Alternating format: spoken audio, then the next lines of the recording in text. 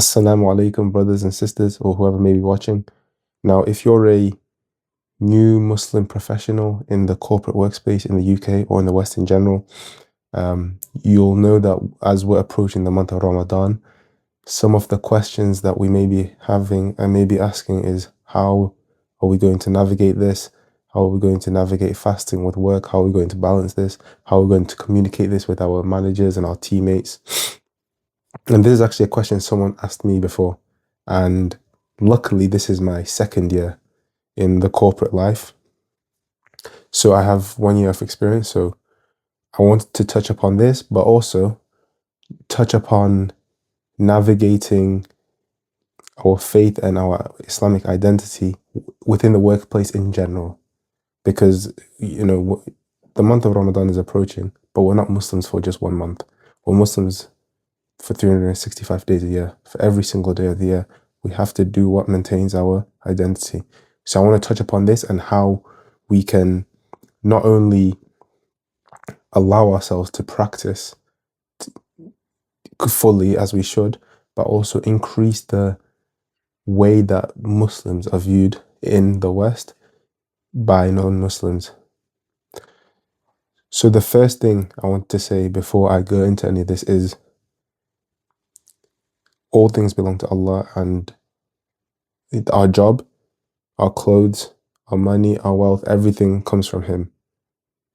So we have to do everything that we possibly can to ensure that we fulfill the responsibilities that we have to Him. And this includes the basics, the 5 pillars. We have to do our best. And in certain circumstances, the scholars will make excuses for us, but we have to do everything we can to pray our prayers on time, to fast, to give zakat. We have to do our best.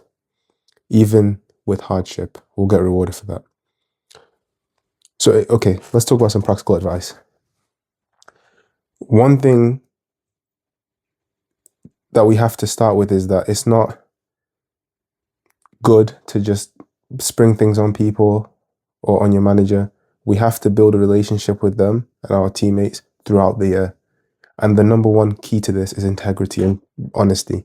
You have to be honest about what you need, about what you want, about who you are. So when you're taking a break to go and pray, say, look, can I have 5 minutes to pray? I'm going to go pray. Don't ask. I don't ask. But just say, look, I'm going to go pray. If someone asks why you don't attend certain gatherings, say, look, this is against my religion. We have to be honest. We have to be honest with ourselves and with others. Not only will this, increase our respect for ourselves, but it'll increase their respect for us. They'll respect you more if you're honest, if you don't sweep your religion under the rug. Another thing is to be kind.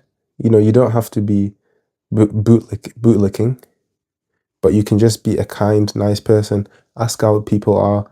Maybe even bring things in for people. Be kind. Be a good representative of Islamic values to the non-Muslims. This is very important. It's very important because people who don't communicate and who don't even try and speak to these people, they'll say that there'll be a barrier between you and it's us versus them. Whereas if you treat them like people, they'll treat you like a person as well. This is the next thing. Another thing that I think has helped me a lot is ihsan, chasing ihsan, trying to be excellent in your job. Going maybe not above and beyond, but fulfilling your responsibilities to the best possible level. This is very important because the people who matter, the people who make decisions, will value you and your character because you're going to be honest. You're going to deliver on time. You're going to deliver high quality. You're going to be present at the times you're meant to be present. You're going to be reliable, trustworthy. These are things that are highly valued. And when you're doing all these things, when you're ticking all these boxes, generally speaking, people are going to respect you and they're going to give you more leeway, and they're going to, when you make a request, they're going to be more willing to hear it out because you're trustworthy, you're honest, you're reliable, you perform to the highest standard, you're honest. So when you combine all these things, you're putting yourself in a position not only to be able to navigate things for 1 month of Ramadan, but to be able to do this year round. Me, I go pray when I want. No one asks me what I'm doing or why I'm taking breaks. I go pray when I want. When I fast, I ask for. I'm meant to be 5 days in the office. When I fast, I get asked for days from home, and I get it. When I even want days from home from other things to go to Jummah, I am able to do this. Why? Because my manager trusts me. Because since I've been there, I've been honest, and they believe that I will deliver and perform what I meant to deliver and perform. So this is a relationship that's built up over time. So when it comes to the month of Ramadan or certain days or needing to take days off for this or that or this or that, that relationship is already built. We have to build a relationship with others, whether they're Muslim or non-Muslim. It has to be done. And it's actually an opportunity to give da'wah, not by the words, but by letting them see your character, your integrity, and how you carry yourself. You know, the workplace is actually a brilliant opportunity to give da'wah.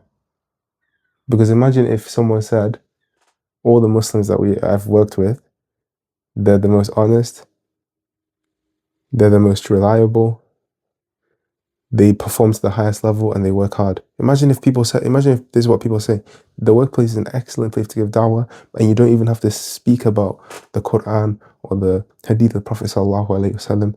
Simply by being present, honest, giving your all, and performing, you can give da'wah.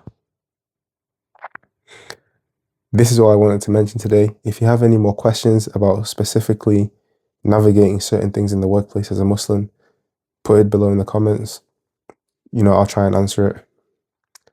Stay mindful, stay grounded, and I'll see you in the next one.